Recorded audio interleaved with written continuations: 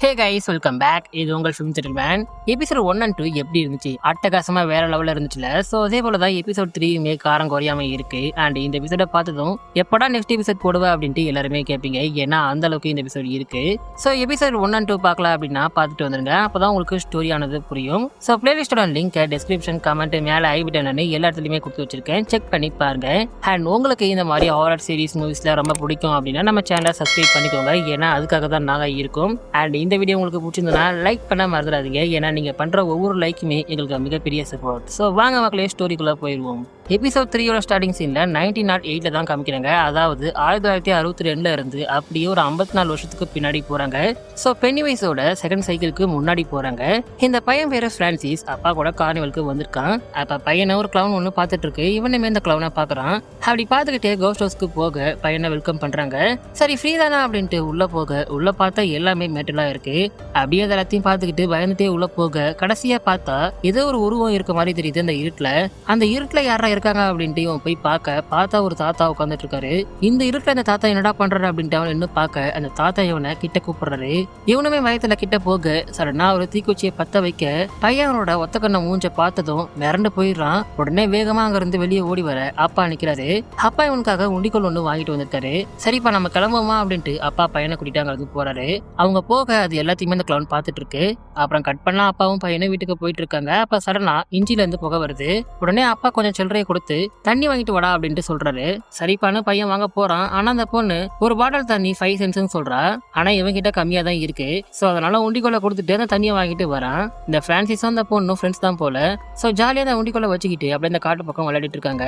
அப்ப அந்த பிரான்சிஸ் பையன் அவ பேச்சை கேட்காம அந்த காட்டுக்குள்ள ஓடுறான். அப்ப சடனா பார்த்தா வந்த வழியே தெரியல. சுத்தி இருக்கிறது எல்லாமே ஒரு மாதிரி இருக்கு. அப்ப பார்த்தா ஒத்த கண்ணு தாத்தா மரத்துக்கு பின்னாடி நிக்கிறாரு. இவன் அவரை பார்த்த பயத்துல உங்களுக்கு என்னதான் வேணும் அப்படின்ட்டு கேக்குறான். உடனே அந்த கிழவன் மாயாவி மாதிரி மரத்துக்கு மரம் மாறுறான். பிரான்சிஸ் பயத்துல ஒரு கட்டையை எடுத்துக்கிட்டு அப்படியே பயத்துல நிக்க உடனே முன்னாடி வந்து ஹலோன்னு சொல்றாரு. பிரான்சிஸ் பயந்துடுறான். உடனே கவட்டைக்குள்ள புகுந்து வேகமா வந்து ஓடுறான். ஆனா அந்த ஒத்த கண்ணு தாத்தா துரத்திக்கிட்டு வராரு. அதுவும் ஒரு மான்ஸ்டர் மாதிரி துரத்திட்டு வராரு.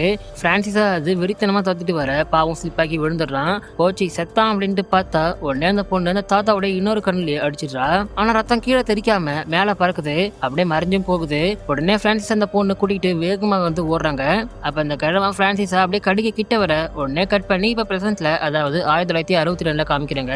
நம்ம லில்லி யாசிலமுக்கு கூட்டிட்டு வந்திருப்பாங்கல்ல, அவளை திரும்ப கூட்டிட்டு போக அம்மா வந்திருக்காங்க. வழக்கம் போல ஹாஸ்பிட்டல்ஸ்ல எல்லாம் என்ன பண்ணுவாங்களோ அதே போல அந்த டெஸ்ட் இந்த டெஸ்ட் அப்படின்ட்டு பண்ணி ஒரு பெரிய பில்லே போட்டுட்டாங்க.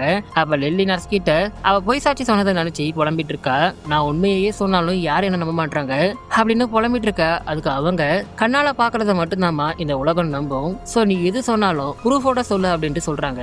அப்படியே கட் பண்ணாங்க. சீஃப் ராணியோட அப்பாவை வந்து பாக்குறாரு. ராணியோட அப்பா யூஸ் பண்ற சிகரெட் பிராண்ட் டேப்லெட் கீழே கிடைச்சிருக்கு அப்படின்ட்டு காட்டுறாரு. அண்ட் இதுக்கு சாட்சியுமே இருக்குது அப்படின்ட்டு சொல்றாரு. ஆனா இதை கேட்டு ராணியோட அப்பா இதுக்கு எனக்கு சுத்தமா சம்பந்தமே இல்ல, ஏன் மேல வீண் பழி போடுறீங்க அப்படின்ட்டு கேக்குறாரு. ஆனா அவரு இந்த ஊர்லயே நீ தானே இந்த பிராண்டை யூஸ் பண்ற அப்படின்ற மாதிரி பேசிட்டு அங்க இருந்து போறாரு. அப்படியே எங்க ஸ்கூல் பக்கம் வந்தா ராணி ஸ்கூலுக்கு வர அவளோட அப்பாவை போலீஸ் அரெஸ்ட் பண்ணாங்கல்ல. சோ அதனால பசங்க எல்லாருமே அவளை ஒரு மாதிரி பாக்குறாங்க. அண்ட் யாரோ அவளோட கபோர்ட்ல அசிங்கமா எழுதி வச்சிருக்காங்க. அதை கையாலேயே அடிக்கிறா. அப்ப அந்த பையன் வில்கிட்ட சாரி என்னோட பேர் ரிச் வில்கிட்ட ராணியோட அப்பாக்கு நடந்ததை பத்தி சொல்றான். ரெண்டு பேரும் ஃப்ரெண்ட்ஸ் ஆகிட்டாங்க போல. ராணி அதை தொடச்சிட்டு ரெஸ்ட் ரூம்க்கு வந்து கையை கழுவுறா. அப்ப லில்லி வந்து கையை கழுவ ஆல்கஹாலை கொடுக்குறா. உடனே ராணி கோவத்துல அசிங்கமா திட்டுறா. அதுக்கு லில்லி அந்த சீஃப் வேணும்னே நான் ட்ரிக் பண்ணிட்டாரு. அண்ட் நான் இப்ப என்ன சொன்னாலும் என்னை யாருமே நம்ப மாட்டாங்க, எனக்கு பைத்தியம் பிடிச்சிருக்கா அப்படின்ட்டு சர்டிபிகேட் கொடுப்பாங்க அப்படின்ட்டு சொல்றா. அண்ட் அது மட்டும் இல்லாம இப்ப அசிலமுக்கு போயிட்டு வந்ததை பத்தியுமே சொல்றா. அதை சொல்லிட்டு நம்ம உண்மையை ப்ரூவ் பண்ணணும்னா நமக்கு எவிடன்ஸ் வேணும், சோ அதுக்காக தான் இது அப்படின்ட்டு இந்த கேமராவை காட்டுறா. பட் ஆனா இவங்களுக்கு பிக்சரைஸே பண்ண தெரியாது. ஆனா அதுக்கு ஒரு ஆள் இருக்காங்க அப்படின்ட்டு ராணி சொல்றா. அப்படியே கட் பண்ணாங்க. கர்னல் ஜெனரல் கிட்ட அந்த எலும்பு குடுகளோட ஒரு பழைய வண்டி எடுத்தாங்கல்ல, அதோட ரிப்போர்ட்ஸ் எல்லாத்தையுமே கொடுக்குறாரு. அதை ஜெனரல் பார்த்துட்டு இருக்காரு. இவங்க தேடுறது சரியா 300 வருஷத்துக்கு முன்னாடி புதைக்கப்பட்ட ஒன்னா. ஆனா இருந்தாலும் இந்த காரை அலரான் கிட்ட காமிக்க அவனோட சைக்கிக் பார்வை வச்சு ஏதாவது கண்டுபிடிக்க முடியும் அப்படின்ட்டு சொல்றாரு. அப்படின்னா அலரானுக்கு ஏதோ ஒரு பவர் இருக்கு. சோ அதனாலதான் அலரான இன்சார்ஜா போட்டிருக்காங்க. அண்ட் அந்த கார் பாத்தீங்கன்னா 1935ல அதாவது 27 வருஷத்துக்கு முன்னாடி பேட்லி கேங் படுகொலை செய்யப்பட்ட போது யூஸ் பண்ண காரா. சோ கர்னல் அதை பத்தி சொல்லிட்டு இருக்க இதை கேட்ட ஜெனரல் சர்ச்சிங்க ஸ்பீட் அப் பண்ணுங்க அப்படின்ட்டு சொல்லிட்டு ஒரு பாக்ஸை கொடுக்குறாரு. இந்த பாக்ஸை அலரான் கிட்ட காமிக்க அண்ட் இது மட்டும் இல்லாம இனிமேல் இந்த ஆபரேஷனை மேஜர் கிட்ட ஒப்படைச்சிருங்க அப்படின்ட்டு சொல்றாரு. அப்ப இவங்க அந்த பெனிவேஸ் தான் வெப்பனா யூஸ் பண்ண அதோட என்டிட்டியை தேடிட்டு இருக்காங்க. அப்புறம் கட் பண்ண அலரான மேஜர் அண்ட் கேப்டன் கூட அனுப்புறாங்க. அப்ப எந்த பக்கம் போக அப்படின்ட்டு கர்னல் கிட்ட கேட்க அது ஆலரானே சொல்லுவாங்க அப்படின்ட்டு சொல்றாரு. சோ அப்புறம் அங்க இருந்து 3 பேரும் கிளம்புறாங்க. அப்ப ஆலரான் அந்த பாக்ஸ்ல என்னதான் இருக்கா அப்படின்ட்டு திறந்து பாக்குறாரு. பார்த்தா பிரான்சிஸ் அந்த பொண்ணு கிட்ட கொடுத்த அந்த உண்டிக்கோல் அதே உண்டிக்கோல் தான். அந்த உண்டிக்கோல் ஆலரான் தொட்ட உடனே அவனுக்கு ஏதோ விஷன் மாதிரி வருது. ஆனா அது நமக்கு காட்டல. உடனே ஈஸ்ட் பக்கம் போங்க அப்படின்ட்டு சொல்றாரு. இவனோட பவர்ஸ் எப்படின்னா சிம்பிளா சொல்லணும்னா நம்ம வெனஸ்டே ஆடம்ஸ் மாதிரி தான். ஆலரான் சொல்றத பார்த்து இவங்களால சுத்தமா நம்பவே முடியல. ஆனா இருந்தாலும் என்னமா சொல்றான் அப்படின்ட்டு ஈஸ்ட் பக்கம் போறாங்க. அப்புறம் அப்படியே கட் பண்ணி திரும்ப அந்த சீனுக்கு போறாங்க. பிரான்சிஸ் அந்த மாஸ்டர் கிட்ட மாட்டிட்டனா அப்படின்ட்டு பார்த்தா நல்ல வேலை காட்ட விட்டு வெளியே வந்துடுறாங்க. ஆனா சடனா அந்த பொண்ணு ஓடுறதை நிறுத்துடா. ஆனா இவன் பயத்துல ஏன் அப்படி நின்னுட்ட காட்டுல இருந்து வந்துட போகுது அப்படின்ட்டு பயத்துல கத்திட்டு இருக்கான். அதெல்லாம் ஒண்ணும் வராது அப்படின்ட்டு அவ சொல்றா. எப்படி சொல்றா அப்படின்ட்டு கேட்டா நான் அந்த சீக்கிரட்டை சொல்றேன், ஆனா நீ அதை பத்தி யார்கிட்டயும் சொல்லக்கூடாது அப்படின்ட்டு சொல்றா. அப்படியே கட் பண்ணா ஒரு பாட்டி காமிக்கிறாங்க. இப்ப பார்த்தோம்ல ஒரு பொண்ணு, அந்த பொண்ணு தான் இந்த பாட்டி. இவன் நேம் ரோஸ், செகண்ட் ஹேண்ட் கடையோட ஓனர். ஏதோ ஒரு மீட்டிங் மாதிரி உட்காந்துட்டு இருக்காங்க. அந்த மீட்டிங்ல ஒருத்தர் இந்த மிலிட்டரி பண்ணிட்டு இருக்காங்களா இந்த அகழ்வாராய்ச்சி, அதோட போட்டோஸ் எல்லாமே எடுத்து வச்சு அதை பத்தி பேசிட்டு இருக்காரு. இவங்களுக்கு எல்லாம் யார் பர்மிஷன் கொடுத்தது, நம்மளோட தெய்வத்தை சீன்றாங்க அப்படின்ற மாதிரி பேசிட்டு இருக்காரு. ஆக்சுவலி அந்த இடத்தோட பூர்வ குடிகள் இவங்க தெய்வமா வணங்குற சடங்குகள்லாம் பண்ற இவங்க முன்னோர்கள் புதைக்கப்பட்ட அந்த இடத்தை தான் இப்ப அவங்க தோடிட்டு இருக்காங்களாம். சோ அதை நிறுத்தணும் அப்படின்ட்டு அவங்க பேசிட்டு இருக்காங்க. அந்த போட்டோஸ் எல்லாமே அன்னைக்கு ஒரு 3 பேர் நோட்டம் விட்டு இருந்தாங்கல்ல, அவங்க எடுத்த போட்டோஸ் தான். அண்ட் அந்த பையனுக்கு ரோஸ் ஆன்டி போல ரோஸ் கிட்ட வந்து அந்த கார் விஷயத்தை பத்தி சொல்றான். ஆனா அதுக்கு ரோஸ் நீ இதுல தலையிடாதன்னு நான் சொல்லிட்டு இருக்கேன், ஆனா நீ என் பேச்ச கேட்கவே மாட்டா அப்படின்ட்டு திட்டிட்டு இருக்காங்க. அப்படியே இங்க வந்தா கேப்டன் ஈஸ்ட் பக்கம் போயிட்டு இருக்காரு. ஆனா அதுக்கப்புறம் ஆலரான் எதுவுமே பேசாம அப்படியே அந்த விஷயத்தை பார்த்துட்டு இருக்கான். அதை பார்த்த மேஜர் உடனே கண்ட்ரோலுக்கு கான்டாக்ட் பண்ணி இந்த ஆலரான் சைலண்டாவே இருக்கான், நாங்க திரும்பலாமா அப்படின்ட்டு கேக்குறாரு. ஆனா அவங்க நோன்னு சொல்லிடுறாங்க. ஆனா இருந்தாலும் மேஜரும் கேப்டனும் அவங்களோட நிலைமையை எக்ஸ்பிளைன் பண்றாங்க. அப்ப உடனே ஆலரான் இருந்து எல்லாத்தையுமே ஒரு மாதிரி புதுசா பார்க்கலாம்.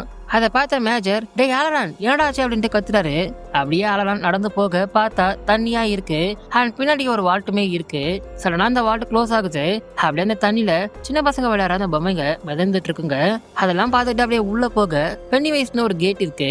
சடனா அந்த கேட் ஓபன் ஆக பார்த்தா உள்ள ராணி பார்த்தா அதே மான்ஸ்டரோட கண்ணு. அதை பார்த்து ஆலரான் அப்படியே பயத்துல நிக்க அது இவரை பார்த்து யார் நீ அப்படின்ட்டு கேக்குது. உடனே கிட்ட வர அது ஒரு கிளவுன் போல. உடனே இவருக்கு சில விஷயம்ஸ் வருது. அண்ட் பார்ல நிறைய பேர் சாகுறாங்க. இது எல்லாத்தையுமே இந்த கிளவுன் இன்னும் பார்த்துட்டு இருக்கு. அப்ப சடனா மேல இருந்து ஒரே பொம்மைங்களா விட இவர் பயந்த விஷயம் இருந்து வெளியே வர்றது. அண்ட் மேல பார்த்தா ஒரு பொம்மை கடங்கே இருக்கு. அதுல ஒரு லேடி மிதந்துட்டு இருக்காங்க. அது யாரு அப்படின்ட்டு பார்த்தா ஆலரானோட பாட்டி தான். ஆலரானுக்கு ஷாக் ஆயிடுது. இது என்ன உண்மையா கனவா நிஜமா அப்படின்ற மாதிரி பார்த்துட்டு இருக்காரு. உடனே அவன் வந்துட்டு இருக்கானு கிட்ட வராங்க. ஆலரான் பயந்து அந்த வால்ட்டை ஓபன் பண்றாரு. இவர் அந்த வால்ட்டை ஓபன் பண்ணல, அந்த வால்ட்டை ஓபன் பண்றோம் அப்படின்னு நினைச்சுக்கிட்டு இந்த எக்ஸிட் டோரை ஓபன் பண்ணிட்டு இருக்காரு. அதை பார்த்த மேஜர் கத்திக்கிட்டு ஆலரான கூப்பிடுறாரு. ஆனா அவன் கேட்காம அதை ஓபன் பண்ணிட்டே இருக்கான். அதை ஓபன் பண்ணிட்டு குதிக்க போறாரு. ஆனா நல்ல வேலை மேஜர் அதுக்குள்ள காப்பாத்திட்டாரு. அப்படியே கட் பண்ணங்க ஆலரான் ஹாஸ்பிட்டல்ல இருக்காரு.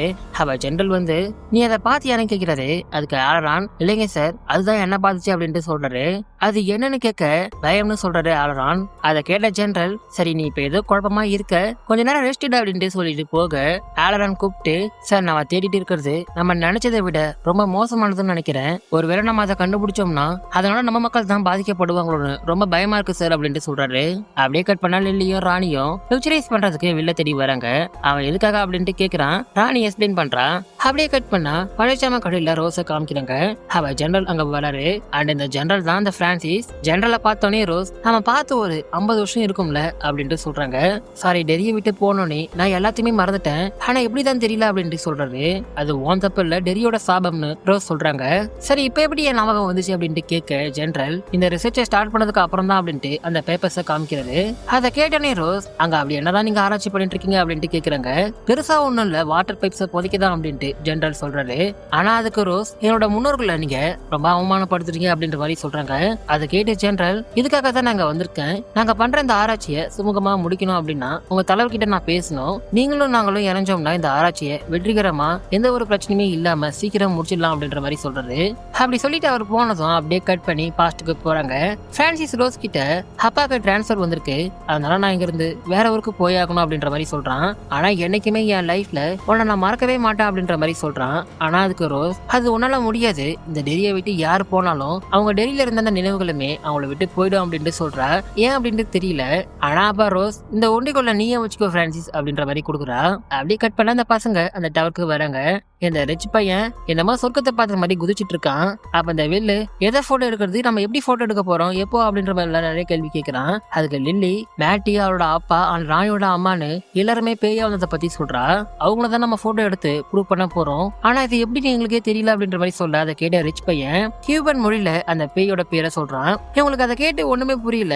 என்னடா சொல்ற அப்படின்ட்டு கேட்டா, ஆசைகள் நிறைவேறாத ஆன்மாக்கள் இல்லைன்னா நாம அதுகிட்ட ஏதோ வாங்கிட்டு திருப்பி கொடுக்கலன்னா அதுங்க நம்ம முன்னோர்கள் மூலமா நம்ம கிட்ட வரும், நம்மள பயமுறுத்தும். இதை பத்தி நான் கியூபால இருக்கும்போது ஃபாதர் என்கிட்ட சொல்லியிருக்காரு. அண்ட் அதுங்க கூட எப்படி பேசுறதுன்னு எனக்கு தெரியும்னு சொல்றான். அப்படியே கட் பண்ணாங்க. ஆளலான் நம்ம மேஜர் வீட்டுக்கு டின்னர் சாப்பிட வராரு. அவங்க ஜாலியா பேசிட்டு சாப்பிட்டு இருக்க அப்ப ஆளலான் பையன் எங்க அப்படின்ட்டு கேக்குறாரு. அதை கேட்டு மேஜர் ஷாக் ஆக்குறாரு. ஆனா அதை வெளியே காட்டிக்காம அவனோட ஃப்ரெண்டு வீட்டுக்கு போயிருக்கான்னு சொல்றாரு. ஆனா பார்த்தா பசங்க டெரியோட சுடுகாட்டுக்கு வந்திருக்கானுங்க. பேங்க கிட்ட பேசுறதுக்கு இதை பூஜை மாதிரி பண்றான் அந்த ரிச் பையன். சுத்தி மெழுகுத்தி ஏத்தி வச்சுக்கிட்டு அதுக்கு நடுவுல வட்டமா உட்காடுறாங்க. அப்ப அந்த ரிச் பையன் கியூபன் மொழியில அந்த மந்திரங்களை சொல்ல ஆரம்பிக்கிறான். அப்படியே இங்க வந்தா மேஜரும் அலராம வெளியே வந்து பேசிட்டு இருக்காங்க. அப்ப மேஜர் எனக்கு பையன் இருக்கான்னு நான் இது வரைக்கும் உன்ட்ட சொன்னதே இல்லையா அப்படின்ட்டு கேக்குறாரு. ஆனா அதுக்கு ஆலரான் சமாளிக்கிறான். அப்ப ஆலரான் கிட்ட மேஜர் நீ அப்படி ஹெலிகாப்டர்ல நடந்துகிட்டேன்னு கேக்குறாரு. அதுக்கு ஆலரான் அவரோட அந்த பவர்ஸை பத்தி சொல்றாரு. இந்த பவர்ஸ் இவருக்கு இவரோட பாட்டு கிட்ட இருந்து வந்துச்சான். அப்படி பேசிட்டு இருக்கும் போது மேஜர் அன்னைக்கு நைட் என்ன வந்து அட்டாக் பண்ணவங்கல்ல நீங்க தானே கூட இருந்தாலும் கேக்குறாரு. ஆக்சுவலா ஜெனரல் மேஜரை டெஸ்ட் பண்றதுக்கு ஆலரான்மே அனுப்பிச்சிருக்காரு. மேஜர் அப்சர்வ் பண்ணி அந்த டைம்ல என்ன யோசிக்கிறாரு அப்படின்ட்டு டெஸ்ட் பண்ணிருக்காங்க. நீ என்ன அப்சர்வ் பண்ண அப்படின்னு மேஜர் கேட்க அதுக்கு ஆலரான் பொதுவா எல்லாரும் சாவங்க கண் முன்னாடி பார்க்கும்போது அவங்களோட ஃபேமிலியை பத்தி தான் அவங்க யோசிப்பாங்க. ஆனா நீங்க அந்த செகண்ட்லயுமே அடுத்து என்ன பண்ணலாம், எப்படி தப்பிக்கலாம் அப்படின்ட்டு கால்குலேஷன்ஸ் பண்ணிட்டு இருந்தீங்க. அப்பவே நான் முடிவு பண்ணிட்டேன் இந்த ஆபரேஷனுக்கு நீங்க தான் சரியான ஆளுன்னு அப்படின்னு சொல்றாரு. அண்ட் மேஜருக்கு பையன் இருக்கான்னு இவரோட அந்த பவர்ஸை யூஸ் பண்ணி தான் கண்டுபிடிச்சிருக்காரு. அப்படியே கட் பண்ணா இங்க இந்த ரிச் பையனுக்கு மந்திரம் சரியா தெரியுமான்னு தெரியல. ஏன்னா எந்த பேயுமே வரல. பசங்க டென்ஷன் ஆயிடுறாங்க. உடனே அதை சமாளிக்க பேசாம நம்ம திரும்பி உட்காந்து பாப்போமா அப்படின்ற மாதிரி சொல்றான். சரின்னு திரும்பி உட்காடுறாங்க. அவ ராணி டென்ஷன் ஆகி கத்த என் அங்கிள் தான் இதை சொல்லிருக்காரு, இது ஒர்க் அவுட் ஆகும் அப்படின்ற மாதிரி சொல்றான். ஆனா அப்பயுமே எதுவுமே ஒர்க் அவுட் ஆகல. உடனே ரிச் சரி எனக்கு உச்சா வருது நான் போயிட்டு வந்துடுறேன் அப்படின்ற மாதிரி கிளம்ப அதுக்கு ராணி ஏன்டா பாதியில கிளம்புற அப்படின்ற மாதிரி கத்துறா. என் கசின் இப்படி பண்ணா ஒர்க் ஆகும் அப்படின்னு சொல்லியிருக்கான் அப்படின்ட்டு சொல்ல அடே எங்களை வச்சு நான் விளையாடுறியா அப்படின்னு அந்த பொண்ணுங்க ரெண்டு பேரும் அங்க இருந்து கிளம்புறாங்க. சரின்னு பசங்களும் அங்க இருந்து கிளம்புறானுங்க. அப்ப பார்த்தா அந்த இயேசு சிலை உடனே கிளவுன் மாதிரி சிரிக்குது. உடனே அந்த எக்ஸிட் ரொம்ப தூரம் அப்படியே பின்னாடி போகுது. அது அவங்க பார்த்து மிரண்டு போயிடுறாங்க. சும்மா இருந்த பெய்ய சீனி விட்டுட்டாங்க போல. உடனே எல்லா கலரைகளுமே அப்படியே உடைய ஆரம்பிக்குதுங்க. அண்ட் அது மட்டும் இல்லாம தரைங்க பொழக்க ஆரம்பிக்குது. பசங்க பயந்து ஆளுக்கு ஒரு பக்கம் போறாங்க. அப்ப பார்த்தா சடனா பசங்களுக்கு நெருக்கமா இருந்து இறந்தவங்க எல்லாருமே பேயா வராங்க.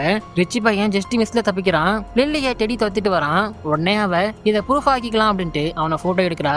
ஆனா கவனிக்காம கலையில அந்த கேமரா மாட்டிக்குது. அண்ட் அந்த வில் பையனை சூசி துரத்திட்டு வரா. பட் சடனா பார்த்தா அவனுக்கு பின்னாடி அப்படியே கட்டி பிடிச்சிட்டு இருக்கா. பயப்படல மிரண்டு போயிடுறான். அப்ப தட்டு மாதிரி கீழே விழுந்துடுறான். அப்ப அதே சமயம் ராணி அந்த கேமராவை எடுத்துடுறா. ஐ காட் இட் அப்படின்ட்டு கத்திட்டு வர பின்னாடி பார்த்தா டெடி வந்து நிக்கிறான். முன்னாடி சூசி வந்து நிக்கிறா. ஆனா இவ தைரியமா சூசிய போட்டோ எடுக்க சடனா வில் பையன் கிட்ட வந்து பயமுறுத்துறான். பயத்துல இவன் அந்த கேமராவை கீழே போட்டுடுறா. அப்புறம் அந்த கேமராவை வந்து ரிச் பையன் வந்து எடுக்கிறான். ஆனா பின்னாடியே எல்லாம் துரத்திட்டு வருதுங்க. பயபுல வேகமா வந்து சைக்கிளை ஓட்டிட்டு போறான். அதே சமயம் கீழே விழுந்த வில் எழுந்திருக்கான். ஏதோ இடிஞ்சு போன ஒரு பழைய வீடு மாதிரி இருக்கு. உடனே வில் பயந்து வேகமா வெளியே வர அப்ப அந்த பக்கம் ரிச்சு பயத்துல கத்திக்கிட்டே வரான். அப்ப கை தவறி கேமராவை கீழே போட்டுறான். டே வில்லு அந்த கேமரா எடுத்து வேகமா வாடா அப்படின்ட்டு கத்திட்டே போறான். இவங்க 3 பேரும் அந்த எக்ஸிட் கிட்ட தாண்டி வெளியே வந்துட்டாங்க. ஆனா வில்ல காணோம்.